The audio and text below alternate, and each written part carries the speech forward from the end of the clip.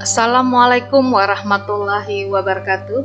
Selamat berjumpa kembali di channel kami Kusmana Family. Pada kesempatan ini tidak lupa kami mengucapkan terima kasih kepada saudara-saudaraku yang telah mendukung channel kami, baik dengan cara like, komen, share, dan subscribe. Pada kesempatan ini kami berbagi informasi tentang penerapan standar pelayanan minimal berdasarkan Peraturan Menteri Dalam Negeri Nomor 59 Tahun 2021. Peraturan Menteri Dalam Negeri Nomor 59 Tahun 2021 mengatur tentang penerapan standar pelayanan minimal dan sebagai pengganti Peraturan Menteri Dalam Negeri Nomor 100 Tahun 2018 tentang penerapan standar pelayanan minimal. Standar pelayanan minimal atau disingkat dengan SPM adalah ketentuan mengenai jenis dan mutu pelayanan dasar yang merupakan urusan pemerintahan wajib yang berhak diperoleh setiap warga negara secara minimal. Penerapan SPM adalah pelaksanaan SPM yang dimulai dari tahapan pengumpulan data, penghitungan kebutuhan pemenuhan pelayanan dasar, penyusunan rencana pemenuhan pelayanan dasar, dan pelaksanaan pemenuhan pelayanan dasar. Yang dimaksud dengan pelayanan dasar adalah pelayanan publik untuk memenuhi kebutuhan dasar warga negara. Dan kebutuhan dasar warga negara adalah barang dan atau jasa dengan kualitas dan jumlah tertentu yang berhak diperoleh oleh setiap individu agar dapat hidup secara layak. Urusan pemerintahan wajib yang berkaitan dengan pelayanan dasar meliputi: yang pertama, pendidikan; yang kedua, kesehatan; ketiga, pekerjaan umum; keempat, perumahan dan permukiman; kelima, ketentraman, ketertiban umum dan perlindungan masyarakat; dan keenam, sosial. Jenis pelayanan dasar.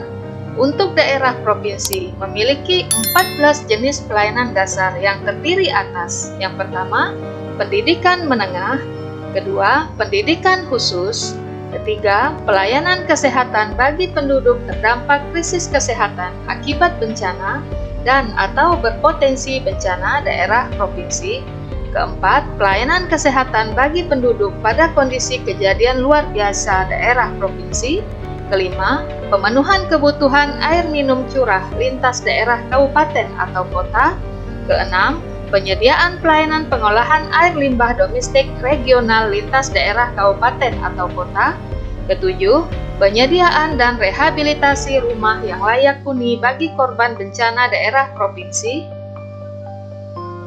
kedelapan, fasilitasi penyediaan rumah yang layak huni bagi masyarakat yang terkena relokasi program pemerintah daerah provinsi; kesembilan, pelayanan ketentraman dan ketertiban umum daerah provinsi; 10, rehabilitasi sosial dasar penyandang disabilitas terlantar di dalam panti; 11, rehabilitasi sosial dasar anak terlantar di dalam panti; ke-12, rehabilitasi sosial dasar lanjut usia terlantar di dalam panti; ke-13, rehabilitasi sosial dasar tuna sosial khususnya gelandangan dan pengemis di dalam panti; dan ke-14, perlindungan dan jaminan sosial pada saat dan setelah tanggap darurat bencana bagi korban bencana daerah provinsi.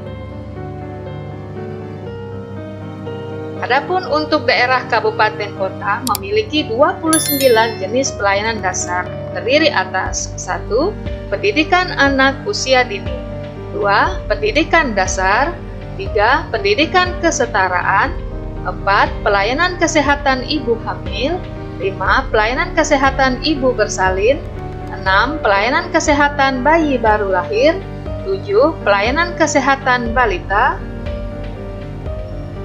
8, pelayanan kesehatan pada usia pendidikan dasar; 9, pelayanan kesehatan pada usia produktif; 10, pelayanan kesehatan pada usia lanjut; 11. Pelayanan kesehatan penderita hipertensi. 12. Pelayanan kesehatan penderita diabetes mellitus. 13. Pelayanan kesehatan orang dengan gangguan jiwa berat. 14. Pelayanan kesehatan orang terduga tuberkulosis. 15. Pelayanan kesehatan orang dengan risiko terinfeksi virus yang melemahkan daya tahan tubuh atau HIV. 16. Pemenuhan kebutuhan pokok air minum sehari-hari. 17. Penyediaan pelayanan pengolahan air limbah domestik. 18. Penyediaan dan rehabilitasi rumah yang layak huni bagi korban bencana daerah kabupaten atau kota. 19. Fasilitasi penyediaan rumah yang layak huni bagi masyarakat yang terkena relokasi program pemerintah daerah kabupaten atau kota.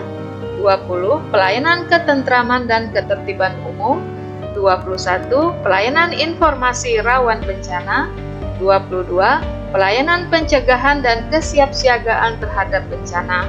23. Pelayanan penyelamatan dan evakuasi korban bencana. 24. Pelayanan penyelamatan dan evakuasi korban kebakaran. 25. Rehabilitasi sosial dasar penyandang disabilitas terlantar di luar panti. 26. Rehabilitasi sosial dasar anak terlantar di luar panti. 27. Rehabilitasi sosial dasar lanjut usia terlantar di luar panti. 28. Rehabilitasi sosial dasar tuna sosial khususnya gelandangan dan pengemis di luar panti. Dan ke-29.